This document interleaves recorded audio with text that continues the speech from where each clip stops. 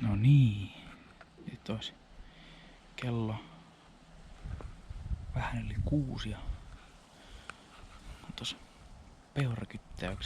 peurakyttäämässä ja oranssit päällä ja vaikka mulla on tosiaan semmoinen, on tällä teessä standilla, on tuossa standi, mulla on tossa missä toi kuusi, mulla on tämmönen pieni, vähän tämmönen yksi sektori minkä voi ampua ja aseena on tosiaan Sig Sauer 205 308 ja putki on Chase Victor HT. Ja panosta käytän ferrobulletti itse ladattuja 9,7. Mä oon tässä nähnyt peuroja tässä alueella kuljeskelevan ja tosiaan syyskuun 5. päivä. Onkohan tänään 5. päivä? En muista ulkoa, mutta nyt kokeillaan saadaanko me vasaa taikka ylivuotista naarasta. Nähdäänkö edes? Jos ne tulee, niin ne tulee tosi lähelle. Koska tuosta ei varmaan oo kun 40-50 metriä tohon ois. Mä oon ollut tuossa takana tossa kivellä. Mä oon ollut siinä peurapassassa ja silloin mä sain, ne tuli jostain tuolta kuusikosta, niin 5 peuraa tuli. Itse asiassa taisi olla tuo yksi väli tuossa, missä on vähän enemmän väliä. Niin siitä tulivat ja mä pääsin siihen. Silloin ison lehmän poraamaan siihen. Saan ammuttua siihen ja toivotaan parasta, että taas ihan hyvä paikka. Tää on vähän tällaista hakemista aina tälle alkukaudesta kuin peltokyttäystä, niin tiedän miten ne liikkuu. Mutta no, ei muuta kuin mennään jatkamaan. Kyyhkysiä näköjään lentää tuohon aukkoon, tuostakin lentää 1. Tuosta lähti 6 kyyhkystä. Tuosta aukolta. Me tuotiin tähän. Mutta ei mitään, mä laitan GoPron päähän, niin ei parane paljon täällä puheskella, kun ne kuulee, jos ne on tuossa kuusikosta tuolla männikösyömällä. Nyt tulee hyvä. No niin, nyt on vähän yli tunti istuttu ja mitään vielä näkynyt. Ollaan vielä semmonen tunti 20 minuuttia ja sitten alkaakin jo pimeä tulemaan, niin sitten ei olla enää. Tunti 20.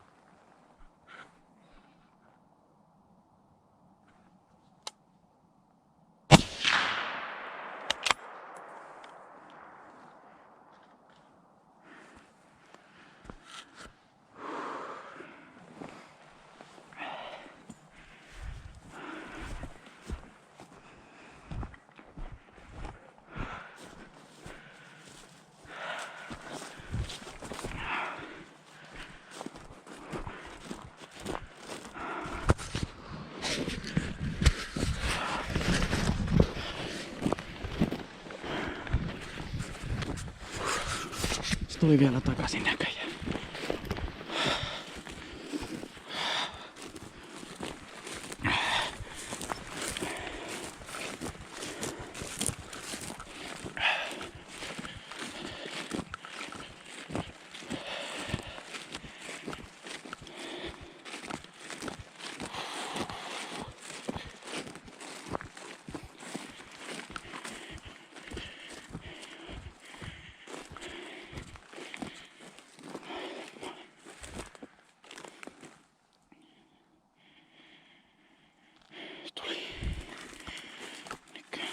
No, näin se tosta ettimään. Otan hylsyn vielä pois piipusta.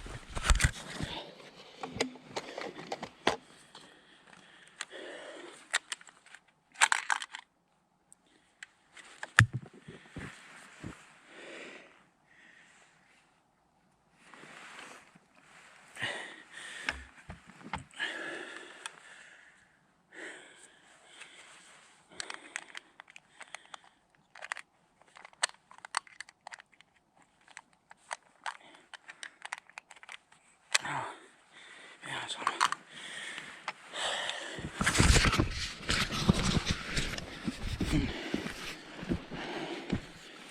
Mennä se juoksi.